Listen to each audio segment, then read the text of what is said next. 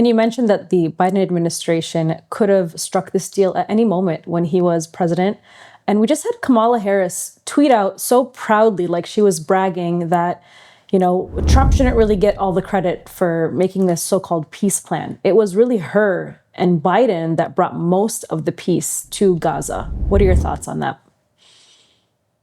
I mean, to me, the most interesting aspect of the Democrats, like the Biden camp, is that their cowardice on the issue of Israel-Palestine and their just refusal to take on the Israel lobby and to adopt like any minimal recognition of Palestinian rights, like that subservience to Israel, it supersedes even their desire for power, like to be in office. Because if everyone knows this, if Kamala had just even slightly distanced herself from Biden on the issue of the Gaza genocide, she would have radically improved her chances of winning, radically. And it was such an easy political thing to do. I mean, forget morals for a second, because we can't expect politicians to have that. But just thinking like strategically from like the idea of like a cold-blooded Washington Beltway pragmatist, you have polls showing that the Democratic base is like revolted by Biden's policy on Gaza. And all they want is for some like minimal break from Kamala Harris, even if it wasn't even sincere, just saying it, right? But she wouldn't do it. And why? Because I guess like the hatred of Palestinians, their dehumanization, and like the veneration of Israel as our ally and blah, blah, blah. It's so embedded in U.S. establishment culture that even someone trying to win the presidency was not willing to break from Israel and break from Biden's slavish support for Israel. So it just speaks to the absolute anti-Palestinian fanaticism we have embedded into our political culture, where people would rather serve Israel than even win an election. It's really unbelievable. And it speaks to just years and years of propaganda and the power that the Israel lobby has, not just in Washington, but in all aspects of society. Because say you're Kamala Harris and like you're thinking about your post politics career, because these people get book deals and speaking tours. Kamala Harris probably knows subconsciously that if she speaks out for Palestine in some like just perfunctory way, like the most like minimal, like letting a Palestinian speaker who wants to endorse her to speak at the DNC convention, she might be thinking about, well, if I do that, I might not get a lucrative speaking gig or a book deal. These things have an impact on these people who aren't just thinking about politics or thinking about their position of power within the U.S. establishment. And so they'd rather sell out their own political chances than acknowledge Palestinian suffering and do something a little differently than what Biden did. And instead, we got people like AOC going up and saying that Kamala Harris is working tirelessly for a ceasefire, even though it wasn't true. And she could have lied and said Kamala Harris will work tirelessly for a ceasefire, which again would be a lie, but at least it wouldn't be demonstrably false, because that would be aspirational sometime in the future. But they insulted all of us and they made it impossible to vote for them. And I say this, I mean, listen, I'm in the minority, I think, in my camp when it comes to like media circles. I actually believe in lesser evil voting. I'd rather have a president that doesn't cut Medicaid for low-income people and give even bigger tax breaks to the ultra-wealthy. But Democrats made it absolutely impossible to adopt the lesser evil strategy, because they actually showed on the issue of the Gaza genocide that they were the bigger evil, given that they let the genocide go on for as long as they did. They refused to stop it, and they ceded that lane to Trump, who finally ended it. They basically set it all up for Trump to continue the genocide, with no doubt. Yes, they did. So in the last 24 hours, dozens of world leaders have met in Sharm el-Sheikh, Egypt, to plan the future for Palestine as if it's their role to decide our future as Palestinians. Is anything good going to come out of this U.S.-led summit? What do you think? I don't see anything good coming out of this except for an end to the genocide, which again is something to welcome, but we can't fool ourselves into thinking that there's any steps towards justice, minimal Palestinian rights. There's just none of that. The Gulf states have long seen Palestinians as kind of a nuisance, and they don't offer them anything. They're just kind of a distraction. And they're going along with this Trump process of the so-called Abraham Accords, which is just a way for Israel to normalize with its neighbors while offering the Palestinians absolutely nothing. And all they're willing to say is that there should be a pathway to a Palestinian state, which is just such a meaningless term. I mean, either there's a Palestinian state or there isn't. A pathway, that kind of language is just an excuse to put Palestinians on a road to nowhere. That's what a pathway means. It's somewhere far off in the future. We just have to get there. No, if you want to give Palestinians a state, then the answer is very obvious. Uproot all of the illegal settlers in the occupied West Bank, all of them. They have no right to be there. And give Palestinians the absolute minimum. And of course, they deserve their entire homeland back.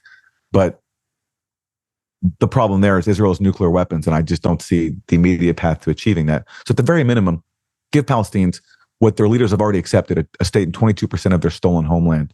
But of course, that's not even in the conversation. And as I said earlier, the Arab League has stopped talking about that. And you can see just how determined all these leaders are to crush Palestinian self-determination by the refusal to free Marwan Barghouti, who everybody knows is the most popular political leader in Palestine. If there were elections, if Israel allowed elections, he would win. He's not even from Hamas. He can't even use the Hamas canard. He has advocated in the past nonviolence. He ticks all the boxes that like Western liberals claim to support when it comes to Palestine. Not that he should have to tick all those boxes, but I'm saying is from the point of view of their fallacious arguments, they have none to make because he's a popular leader with legitimacy, and he's not even from Hamas, which, everyone insists can't rule Gaza anymore. And in fact, Hamas says we don't even want to rule Gaza anymore, so that's not even an issue. So Israel won't free him. The Palestinian Authority, it's my sense they've kind of abandoned him because they see him as a threat to themselves as well, because who are they? They're a corrupt collaborationist authority. And Hamas, to their credit, tried to get him freed. He was one of the people at the top of their list. I think that was the major goal of October 7th, freeing a Palestinian political leader who could unite the Palestinian people, unite the different factions, and have popular legitimacy, which is, contrary to all the propaganda that Hamas has wanted to go in and kill Israeli civilians. No, they were trying to do the only thing that they felt they had left, which is to create leverage for themselves after having none, after trying nonviolent protest, after trying to accept a Palestinian state in just 22% of their historic homeland, after being put under siege when they won elections. So this was their last gasp, is to try to free a Palestinian political leader like Marwan Barghouti, who could actually unite the Palestinian people and be credible. So you can see in the refusal to release Marwan Barghouti by Israel that there's just this continued determination to crush the Palestinian struggle for freedom. And unfortunately, you have more states in the region now that are acquiescing to that. And so it's very ominous.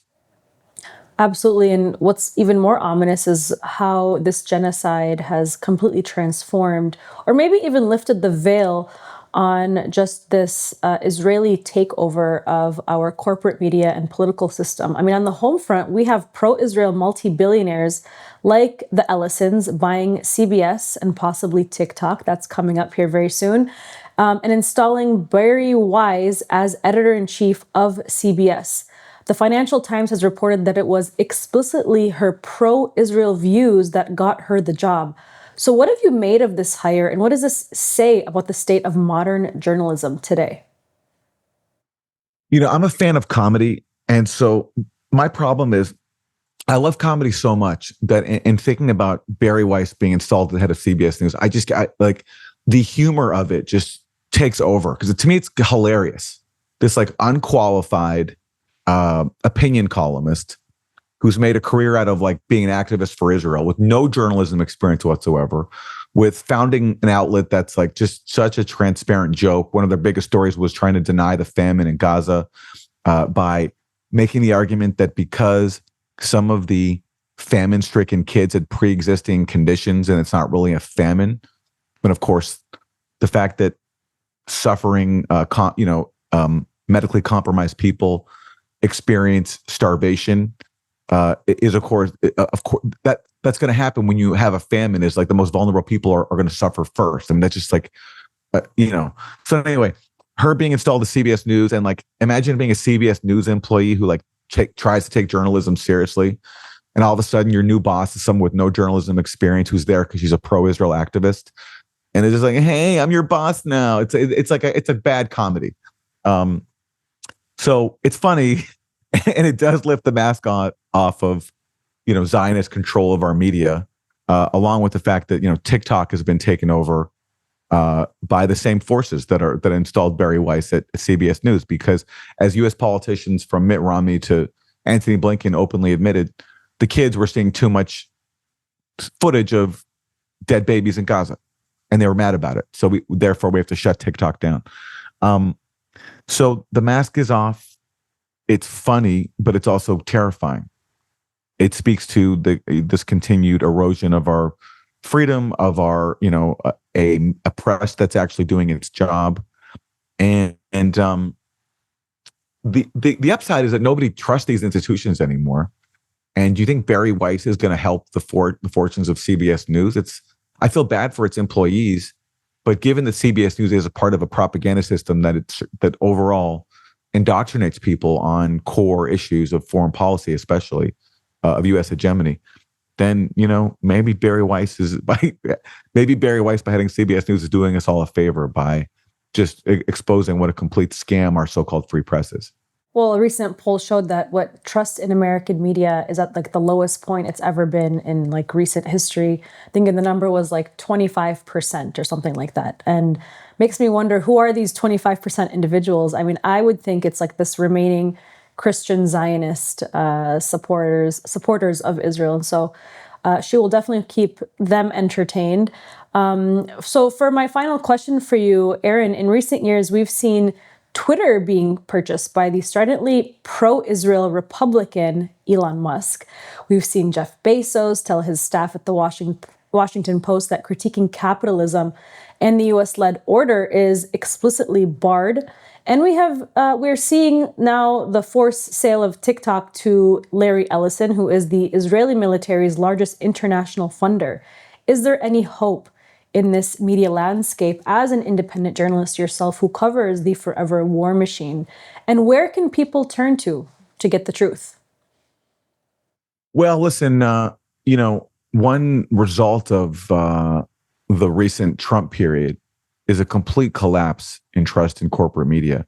And, part of that is for unfortunate reasons, like the Trump mythology and the cultish aspects of MAGA just refusing to have any criticism of dear leader, right?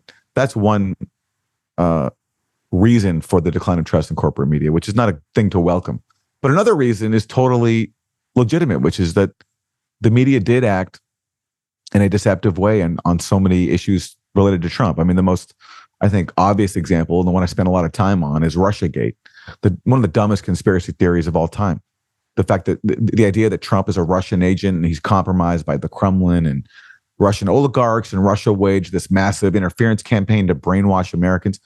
It was a complete scam on so many different levels. And by the way, since we're talking about the Gaza genocide, you saw the clip, I'm sure, of Trump going to the Israeli parliament and basically again admitting that he did the bidding of Israel First oligarchs, Miriam and Sheldon Adelson. He reminded everybody that he moved the U.S. embassy to Jerusalem for them, that he does their bidding.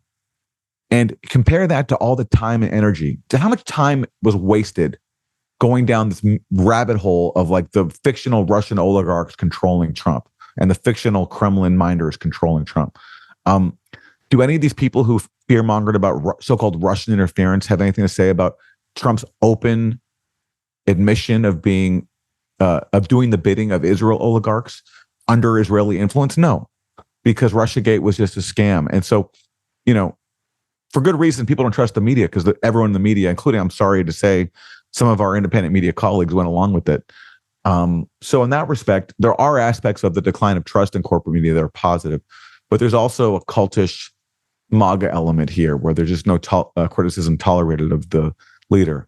And that's a problem. And another problem is the spaces we're in, Mnar. I mean, I think Min Press is a rare exception that doesn't get duped by the same forces that fool us on so many issues. So for example, you take an issue like the Gaza genocide. That's not controversial with an independent media. No one supports Israel. Initially, there were some people who would parrot some Israeli propaganda like the rape hoax. They got duped by that. But for the most part, I think independent media coverage is really good. If you look at a show like Democracy Now!, where I used to work, they do great coverage of Gaza. they interview great people. Although I have to say they also boycott certain great guests like Norman Finkelstein, who hasn't been on throughout the entire Gaza genocide, but that's another story. But on other issues like the Ukraine proxy war, like Syria, like Russiagate, the stories that require more critical thinking and more intellectual self-defense from our very sophisticated propaganda system, there, some of our colleagues have done a terrible job, and they've been duped by the same propaganda that they debunk on other issues. So that's something to address. And for people working in independent media, there's no shortage of opportunities to be on the right side, to be on the side of truth. But it's hard because things are increasingly fragmented. People's attention is pulled in so many different ways. It's hard to get people to read something these days because there's just so many choices on offer. But as always, so long as we have some semblance of freedom, which we do have here, there are opportunities for people telling the truth. Absolutely. And we thank you and commend you for challenging the status quo with your reporting at the Grayzone and Substack and your show with Katie Halper. And hopefully we'll have you on again, Aaron Mate. Thank you so much. Mnar, thank you for having me on. Thank you for all you do at MnPress. And I urge anyone with the means to support your outlet, which I think does really important journalism that very few other people, including in the independent media space, are doing. So it's an honor to join you. And thank you. Oh, thank you, Aaron. Really appreciate that.